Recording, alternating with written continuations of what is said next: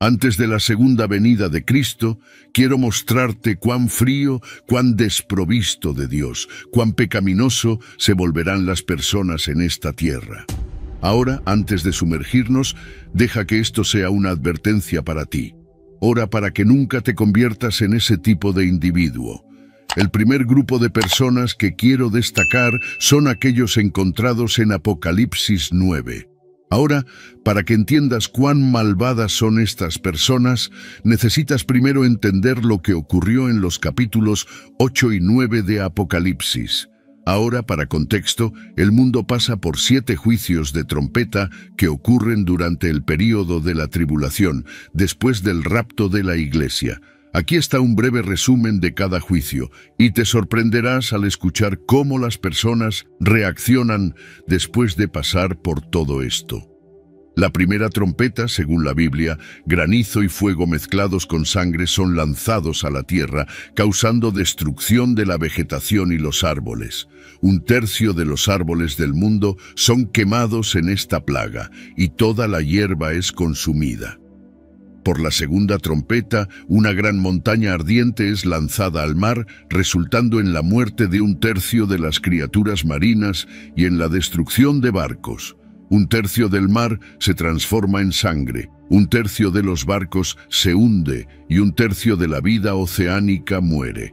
La tercera trompeta verá una gran estrella cayendo del cielo y ella envenena 1/3 de los ríos y manantiales, causando muchas muertes. Esta estrella se llama Ajenjo. Por la cuarta trompeta, la tierra verá 1/3 del sol, de la luna y de las estrellas afectados, resultando en 1/3 del día y de la noche siendo oscurecidos. Las quintas, sextas y séptimas trompetas son referidas como las 3 plagas. Para la quinta trompeta, algo verdaderamente aterrador es liberado. Según la Biblia, un pozo sin fondo es abierto, liberando langostas demoníacas que atormentan a aquellas personas que no tienen el sello de Dios en sus frentes. La sexta trompeta será la introducción de 4 mercenarios diabólicos. 4 ángeles son liberados para matar 1/3 de la humanidad con un ejército de 200 millones de jinetes, resultando en gran devastación y muerte. Ahora, la séptima y última trompeta anuncia la venida del reino de Dios y el juicio de las naciones. La Biblia, en Apocalipsis 11, verso 19, dice: «Entonces el templo de Dios que está en el cielo fue abierto, y dentro de su templo fue vista el arca de su pacto, y hubo relámpagos, ruidos, truenos, un terremoto y una fuerte tormenta de granizo».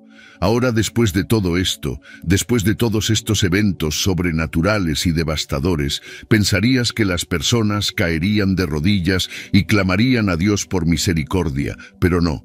Eso no es lo que sucede. Apocalipsis 9, versículos 20 al 21 dice: «El resto de la humanidad que no fue muerto por estas plagas todavía no se arrepintió del trabajo de sus manos. No dejaron de adorar demonios e ídolos de oro, plata, bronce, piedra y madera, ídolos que no pueden ver, oír ni andar. Ni se arrepintieron de sus asesinatos, sus artes mágicas, su inmoralidad sexual ni sus robos». Cuán insensible debes ser, cuán frío y pecaminoso debes ser para rehusarte a arrepentir, incluso después de una serie de juicios extraordinarios por Dios. Esta es la desafortunada realidad de los últimos días. Las personas se alejarán y rechazarán la fe. Las personas preferirán escuchar doctrinas de demonios en lugar de la verdad del Evangelio. Las personas endurecerán sus corazones. Algunos comenzarán en Cristo, pero se alejarán más tarde en la vida. Otros comenzarán en el mundo, pero vendrán a Cristo más tarde en la vida, y esto no es novedad desde el principio, cuando Jesús tenía 12 discípulos. Ellos todos vieron los milagros, todos vieron a personas siendo curadas y actos increíbles de Dios, pero Judas se alejó. La Biblia dice que el diablo entró en su corazón. Rey Saúl fue ungido cuando comenzó, pero perdió su camino, y la Biblia nos dice que el Espíritu de Dios se alejó de él y fue atormentado por un espíritu maligno. Él comenzó bien, pero se alejó.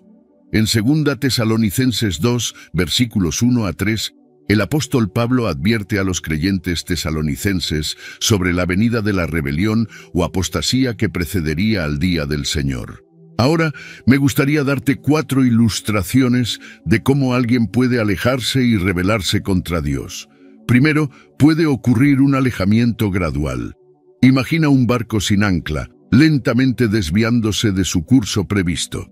La apostasía a menudo comienza como un alejamiento gradual de la oración, un alejamiento gradual de la lectura de la palabra de Dios, un alejamiento gradual de caminar con amigos temerosos de Dios y optar por pasar más tiempo con personas impías.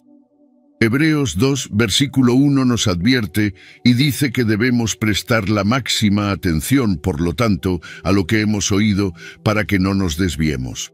La apostasía puede comenzar con el descuido de nuestra relación con Dios, alejándonos de su presencia y priorizando cuestiones mundanas en detrimento de las espirituales.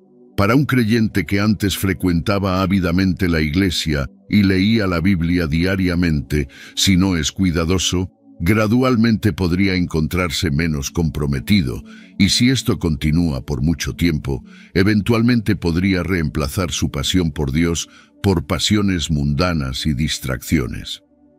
Eso puede ser el comienzo de un alejamiento. Mi segundo punto es la fantasía de falsas enseñanzas. Un hombre una vez viajó a un país extranjero. Era un aventurero, un buscador de emociones, pero en ese lugar particular, el resort donde se hospedó era un complejo, y todos los turistas recibieron instrucciones de no dejar el complejo bajo ninguna circunstancia. Pero este hombre pensó, este es un país hermoso, cada persona con quien crucé es tan amigable y acogedora. ¿Qué podría pasar de malo si salgo a hacer un poco de turismo? Bueno, lo hizo y al hacerlo fue expuesto a todo tipo de peligro y se encontró como víctima de un crimen. Mira, solo porque todos a los que encontró sonreían no significa que tuvieran buenas intenciones, y en la actualidad, solo porque alguien cite la Biblia o suene como un cristiano, eso no significa que lo sean. En 2 Timoteo 4, versículos 3 a 4, Pablo advierte que vendrá el tiempo en que las personas no soportarán la sana doctrina. En cambio, para satisfacer sus propios deseos, reunirán a su alrededor una gran cantidad de maestros para decir lo que sus oídos desean oír. La apostasía puede arraigarse cuando los creyentes son seducidos por falsas enseñanzas que atienden a sus deseos en lugar de la verdad de Dios. Mi tercer punto es una cuestión interna profunda. Se trata de complacencia o la erosión de convicciones. Imagina una fortaleza con un muro robusto, pero que comienza a desmoronarse gradualmente bajo el asalto implacable de los elementos. La apostasía puede ocurrir cuando las convicciones de un creyente son erosionadas con el tiempo, a menudo debido a la presión de los compañeros, normas sociales, un deseo de encajar o compromiso. Así como en Gálatas 5, versículo 7, somos advertidos. Usted estaba corriendo una buena carrera. ¿Quién lo impidió de obedecer a la verdad? La apostasía puede suceder cuando comprometemos nuestras convicciones en nombre de la aceptación mundana, cuando comenzamos a comprometer los estándares de Dios y consideramos ciertas cosas aceptables, incluso cuando la palabra de Dios dice lo contrario. Este es el comienzo de la apostasía. Mi ejemplo final es el descuido de la armadura espiritual. Imagina una situación en que hay una guerra feroz entre dos lados y hay un soldado que descuida usar su armadura en el campo de batalla, exponiéndose a ataques enemigos. En Efesios 6, versículos 10 a 11, la Biblia dice, «Finalmente, fortalécete en el Señor y en su poderoso poder. Viste toda la armadura de Dios, para que puedas mantenerte firme contra las acechanzas del diablo». La apostasía puede tomar forma cuando los creyentes descuidan su armadura espiritual, dejándose vulnerables a los ataques del enemigo. Un ejemplo más práctico de esto es un cristiano que con el tiempo se vuelve relajado en su vida de oración. y comienza a descuidar la lectura de la Biblia, dejándose espiritualmente expuesto y despreparado para enfrentar los desafíos de la fe. Sin embargo, en estos últimos días de los que estamos hablando, quiero animarte como creyente. No hay necesidad de que nosotros, como hijos de Dios, vivamos con miedo, porque la Biblia nos dice en Hechos 2, versículo 17, que en los últimos días Dios declara que derramaré de mi espíritu sobre toda carne. Sus hijos e hijas profetizarán, sus jóvenes verán visiones y sus ancianos soñarán sueños. La Biblia dice en Tito 2, versículo 3, esperando nuestra bendita esperanza, la aparición de la gloria de nuestro gran Dios y Salvador Jesucristo. Santos, tenemos una bendita esperanza. Jesucristo, el retorno de nuestro Señor, es la bendita esperanza que tenemos como sus hijos. No te desanimes, no te desalientes por los eventos de este mundo, sino mantén tus ojos fijos en Jesucristo. La Biblia nos da una visión de que habrá una serie de eventos que sacudirán la Iglesia de Dios aquí en la tierra. La Biblia habla sobre ciertos eventos que impactarán a la comunidad cristiana, y descubrirás que casi todo el capítulo de 2 Tesalonicenses 2 está dedicado a advertirnos como creyentes sobre estas cosas que están por venir. No leeré el capítulo entero, pero si lees 2 Tesalonicenses 2, versículos 1 a 12, verás que la Biblia nos dice varias cosas a las que debemos estar atentos cuando se trata del retorno de Cristo. Este pasaje de las Escrituras habla sobre una gran rebelión contra Dios que ocurrirá. Diferentes traducciones usan diferentes terminologías, pero el significado es el mismo, una y otra vez. En los últimos días habrá una gran caída, una gran rebelión, la gran apostasía. Y brevemente permíteme leer 2 Tesalonicenses 2, versículo 3. No dejes que nadie te engañe de ninguna manera, pues ese día no llegará a menos que la apostasía venga primero y el hombre del pecado sea revelado, el hijo de la perdición. Entonces veremos personas alejándose de Cristo. Para ponerlo de otra manera, imagina que hay un tren llamado cristianismo, y ese tren está viajando hacia un destino llamado cielo. Ahora, en ese tren llamado cristianismo, puedes ver el mundo, puedes ver el brillo y el glamour del mundo, puedes ver las riquezas del mundo, puedes ver todo eso. Y a medida que ese tren llamado cristianismo se acerca cada vez más a su destino, aparece un hombre en cada estación. Ese hombre es el anticristo y tiene como objetivo a todos en el tren, llamándolos a bajar del tren y disfrutar de la vida en paz, diciendo a los pasajeros que se relajen. Puedes bajar de este tren y volver en cualquier momento. Disfruta de la vida. Y mira, eso es lo que sucede en los últimos días. Cuanto más nos acercamos al retorno de Jesucristo, más veremos a personas que han estado en ese tren llamado cristianismo. Durante muchos años, veremos a esas personas alejándose y rebelándose. Si es difícil de creer, solo mira cuántos pastores comenzaron bien, pero terminaron cayendo y nunca se recuperaron. No es para juzgar porque todos caemos, pero necesitamos abrir nuestros ojos a lo que dice la Escritura. Hay una diferencia entre caer en pecado o un desliz moral de juicio y vivir una vida doble. Y para explicar aún más el papel del hombre de la iniquidad, el hijo de la perdición, o en otras palabras el anticristo, permíteme leer la traducción ampliada de 2 Tesalonicenses, capítulo 2, versículo 1 a 3, para que podamos comprender totalmente la gravedad de lo que se nos está diciendo. La Biblia dice ahora, en lo que respecta a la venida de nuestro Señor Jesucristo y a nuestro encuentro para encontrarlo, les pedimos a ustedes, hermanos y hermanas, que no se dejen perturbar rápidamente ni alarmar, sea por una supuesta revelación profética de un espíritu o un mensaje o una carta supuestamente de nosotros, diciendo que el día del Señor ya ha llegado. No dejes que nadie te engañe o te atrape de ninguna manera, pues ese día no llegará a menos que la apostasía venga primero.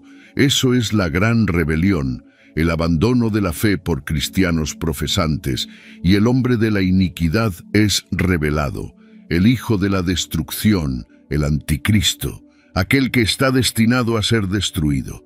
Entonces, si desglosamos este versículo, podemos llegar al entendimiento de que, en primer lugar, habrá un encuentro para encontrar a Jesucristo. Esto está en el versículo 1. En segundo lugar, habrá personas hablando falsamente, personas que se reclaman ser proféticas, que intentarán engañar y decir que Jesús ya vino. Esto está en el versículo 2. El tercer punto es que somos advertidos. No dejes que nadie de ninguna manera te engañe o te atrape. Esto es una advertencia clara e indiscutible para nosotros, como creyentes. Y luego la Biblia nos dice que llegará un tiempo en que habrá una rebelión contra Dios, donde personas que afirmaron ser cristianas, personas que profesaron ser cristianas, personas que parecían ser cristianas, darán la espalda a la fe y saldrán de la iglesia. Creo que este es el efecto y resultado del engaño del anticristo. Creo que algunos serán engañados para alejarse y otros tomarán la decisión de alejarse. Pero independientemente del método o influencia, el mensaje que me gustaría transmitirte hoy es no ser incluido en este grupo de personas sobre el cual la Biblia profetiza. No seas parte del grupo de personas que se alejan de la fe. Ora por discernimiento. Ora para que el Señor derrame su espíritu en tu vida, para que no seas llevado al error. Necesitamos mantenernos en los principios fundamentales del Evangelio. Un Evangelio que nos enseña en Juan 14, versículo 6, que Jesucristo es el camino, la verdad y la vida. Y no hay otra manera de que tú y yo lleguemos al cielo o a Dios sin reconocer que Cristo murió y resucitó. Quien te diga que no es así es un mentiroso. Necesitamos mantenernos en los principios fundamentales del Evangelio. El mensaje de Juan el Bautista en Mateo 3, versículo 2, todavía es relevante hoy. Hace miles de años predicaba el mensaje de arrepentimiento, diciendo: arrepiéntanse, porque el reino de los cielos está cerca. Ese mismo mensaje de arrepentimiento es necesario hoy. No mezclas santidad y pecado, no mezclas oscuridad y luz. El bien y el mal no coexisten. Uno desplaza al otro, y cualquier doctrina que te diga lo contrario te llevará al engaño. Cualquier doctrina que te diga que puedes pecar libremente y andar con Dios está mintiéndote. En conclusión, oro para que te aferres a 2 Tesalonicenses 2 versículos 14 a 17. Para esto, Él te llamó por medio de nuestro Evangelio, para que puedas obtener la gloria de nuestro Señor Jesucristo. Entonces, hermanos, permanezcan firmes y mantengan las tradiciones que fueron enseñadas por nosotros, ya sea por nuestra palabra hablada o por nuestra carta. Ahora, que el propio Señor Jesucristo y Dios, nuestro Padre, que nos amó y nos dio eterno consuelo y buena esperanza por gracia, conforten sus corazones y los establezcan en toda buena obra y palabra. Un grupo de estudiantes cristianos fue preguntado sobre cuántos de ustedes creen en señales y maravillas. Alguien rápidamente dijo que depende de quiénes sean, del diablo o de Jesús. El profesor respondió y dijo: independientemente de quiénes sean, ¿cuántos de ustedes creen que señales y maravillas pueden suceder? Todas las manos se levantaron inmediatamente. Luego preguntó: entonces, ¿creen que Jesucristo puede realizar señales y maravillas? La clase estuvo de acuerdo. Sí, Él puede. Entonces, el profesor preguntó: ¿creen que el diablo puede realizar señales y maravillas? Los estudiantes respondieron con vacilación, sin mucha convicción sobre la respuesta a esta pregunta. La mayoría levantó las manos. Entonces el profesor dijo con audacia, Mateo 24, versículo 24, porque se levantarán falsos cristos y falsos profetas, y mostrarán grandes señales y maravillas, de modo que, de ser posible, engañarán incluso a los elegidos. Ustedes ven, muchas personas creen que solo Jesús puede realizar grandes señales y maravillas. Sin embargo, esto también es cierto para el diablo. La Biblia dice que mi pueblo perece por falta de conocimiento, y si no tienes el conocimiento que está en la Biblia, el conocimiento que revela cómo el diablo es capaz de realizar grandes señales y maravillas, entonces, ¿cómo distinguirás la obra de Dios y la obra de Satanás. Segundo Tesalonicenses 2 versículos 9 y 10 dice: la venida del impío es por la actividad de Satanás, con todo poder y señales y maravillas falsas, y con toda engañosa perversidad para aquellos que están pereciendo porque se rehúsan a amar la verdad y ser salvados. Ahora, escucha esto con atención: con todo poder y señales y maravillas falsas, y con toda engañosa perversidad, santos de Dios, hay un gran mal entre nosotros, y ese mal es llamado engaño, diseñado por el enemigo en un intento de engañarnos, de hacernos creer en el mal como bueno. Entonces la tarea en manos para todos los creyentes es cómo distinguir lo divino de lo diabólico. Primera de Juan 4 versículos 1 a 3 dice: amados, no crean en todo espíritu, sino prueben los espíritus para ver si son de Dios, pues muchos falsos profetas han salido al mundo. Por esto conocen el Espíritu de Dios. Todo espíritu que confiesa que Jesucristo ha venido en carne es de Dios, y todo espíritu que no confiesa a Jesús no es de Dios. Este es el espíritu del anticristo, del cual ustedes han oído que venía y ahora ya está en el mundo. Entonces, ves, si estás por ver grandes señales y maravillas, prueba los espíritus, y puedes estar preguntándote: bueno, ¿cómo exactamente pruebo los espíritus? ¿Qué hago? Bueno, el pasaje de la Escritura que acabamos de leer dijo en los versículos 2 y 3: todo espíritu que confiesa que Jesucristo ha venido en carne es de Dios, y todo espíritu que no confiesa a Jesús no es de Dios. Este es el espíritu del anticristo, del que ustedes han oído que estaba viniendo y ahora ya está en el mundo. Si ese espíritu reconoce que Jesucristo vino en carne aquí en la tierra, murió y resucitó, y ahora está sentado a la derecha de Dios, entonces ese espíritu es de Dios. Sin embargo, si ese espíritu dice cualquier cosa que no sea Jesús, la Biblia dice que este es el espíritu del anticristo. Entonces, la próxima vez que veas a un predicador, un profeta o cualquier persona realizando algo en lo sobrenatural, antes de aplaudir, de aceptar, de decir cualquier cosa, ora para que el Espíritu Santo te dé discernimiento y luego espera para ver si ese acto glorifica a Jesucristo como Señor antes de aplaudir. Prueba el Espíritu para ver si confiesa que Jesucristo es Señor. Prueba si ese milagro, esa cura, ese acto o maravilla realmente glorifica a Dios, o si está exaltando a esa persona. ¿Está siendo Dios glorificado y honrado? ¿O es el hombre o mujer en el escenario diciendo: mírenme, puedo hacer esto todo el día?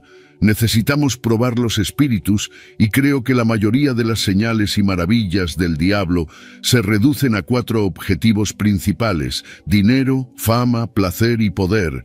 El diablo realizará señales y maravillas a través de personas movidas por uno de esos objetivos. Primera de Juan 4 versículos 4 a 6 dice: hijitos, ustedes son de Dios y han vencido a esos, porque el que está en ustedes es mayor que el que está en el mundo. Ellos son del mundo, por eso hablan conforme al mundo y el mundo los escucha. Nosotros somos de Dios. Quien conoce a Dios nos escucha.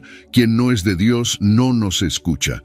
Por eso conocemos el espíritu de la verdad y el espíritu del error. Entonces comprende, hay 2 espíritus en operación: el espíritu de la verdad y el espíritu del error. El espíritu del error está en el mundo, es el espíritu del anticristo, y la Biblia claramente dice que ellos hablan del mundo y el mundo los escucha. Sin embargo, tú y yo no somos del mundo. Como hijos de Dios, la Biblia nos dice que nosotros los vencemos porque mayor es el que está en nosotros que el que está en el mundo. Entonces, prueba los espíritus antes de permitir que alguien se presente ante ti como un hombre o mujer de Dios. Ora por sensibilidad. Ora para que el Espíritu Santo te guíe en la verdad, para que no seas desviado. Hay personas de Dios ahí afuera, personas que están siendo poderosamente usadas por el Señor de varias maneras. Sin embargo, también hay aquellos enviados por el diablo para crear confusión, para crear una ilusión de verdad, cuando en realidad es engaño. Por lo tanto, te animo, Debemos ser un pueblo unido con el Espíritu de la verdad. Debemos ser un pueblo lleno del Espíritu Santo. Debemos ser un pueblo que prueba los espíritus. Debemos ser un pueblo gobernado por la verdad, que es Jesucristo. Aunque vivimos en este mundo, no debemos luchar nuestras batallas como el mundo.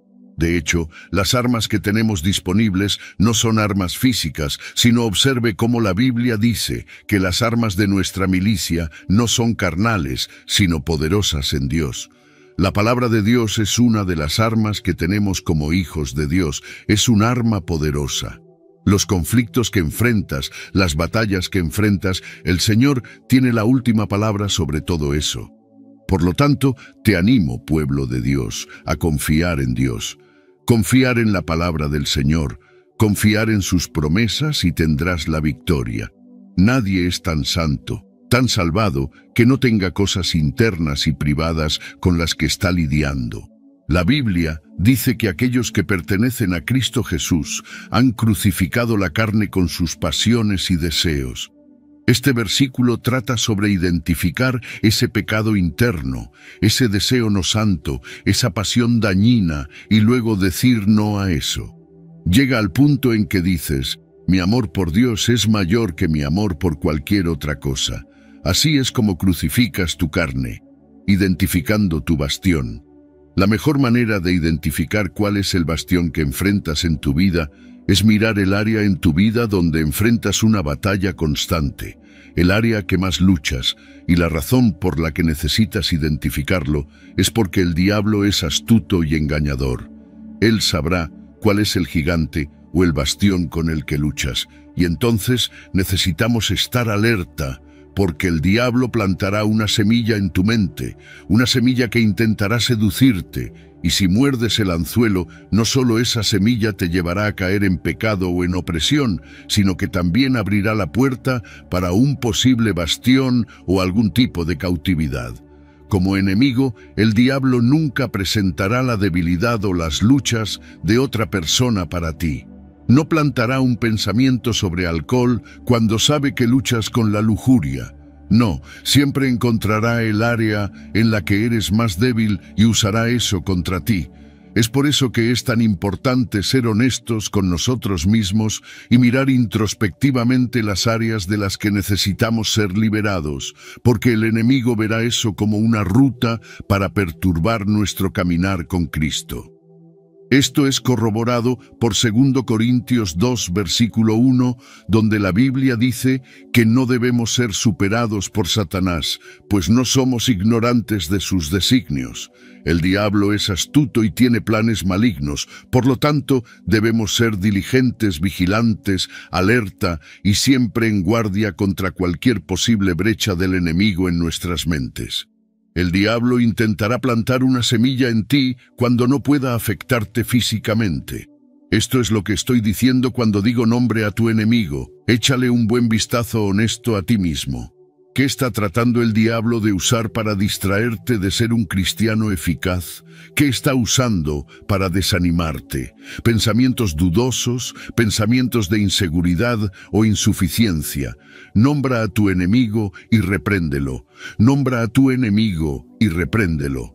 En este mundo hay mucho mal. La Biblia en 2 Corintios 4, versículo 4, dice que en nuestro caso, el Dios de este mundo ha cegado las mentes de los incrédulos para que no vean la luz del Evangelio de la gloria de Cristo, que es la imagen de Dios. Piensa en esto por un momento. El Dios de esta era, el Dios de este mundo, Satanás, ha impedido que los incrédulos vean la luz del Evangelio. En caso de que no lo sepas, el diablo es muy influyente en esta tierra, ya sea que te des cuenta o no, ya sea que creas o no. El diablo puede y tiene influencia sobre los ideales, opiniones y estándares de este mundo. Es por eso que la Biblia dice que el Dios de este mundo, el diablo, tiene sus garras en las filosofías mundiales. Están en tantas instituciones y puedes pensar, bueno, ¿cómo exactamente hace eso?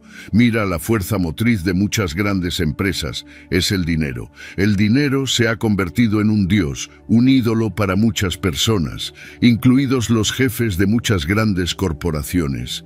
Ellos rastrean tus movimientos, observan lo que estás viendo, analizan en qué haces clic. Algunos incluso toman tu información personal y la venden con el objetivo de que el dinero es el objetivo número uno. El dinero es el único objetivo para muchas instituciones en este mundo. Sin embargo, la palabra de Dios dice que el amor al dinero es la raíz de todos los males. Pero ves, el Dios de este mundo, el diablo, ciega a los incrédulos, y ellos no lo ven, no ven cómo el dinero se ha convertido en un ídolo para ellos. Otro ejemplo para ilustrar cómo el Dios de este mundo, el diablo, ha cegado las mentes de los incrédulos es este. La Biblia nos dice que huyamos de la inmoralidad sexual. La Biblia nos dice que los fornicadores, adúlteros y los sexualmente impuros no heredarán el reino de Dios. Sin embargo, en este mundo, ¿qué tipo de contenido es más buscado en Internet? Son todos contenidos sexualmente explícitos que se oponen a la palabra de Dios. Un sitio llamado Covenant Eyes reportó que el 30% del contenido en Internet es pornografía. El 30% del contenido en línea está orientado a promover la impureza sexual. Y lo triste es que el número de visitantes de estos sitios está en los miles de millones. Este es el trabajo del Dios de este mundo. Ciertamente, si miras a este mundo a través del lente de la Biblia, notarás una tendencia. Lo que la palabra de Dios defiende, el mundo se opone. Lo que Jesucristo representa y defiende, el mundo se opone. Aquellos que han sido cegados por Satanás viven bajo una ilusión. No verán que el amor al dinero impulsa muchas cosas impías. En su lugar, se centrarán en la noción de que todos necesitan dinero, todos necesitan ganarse la vida, claro, y la Biblia nunca dice que el dinero es malo.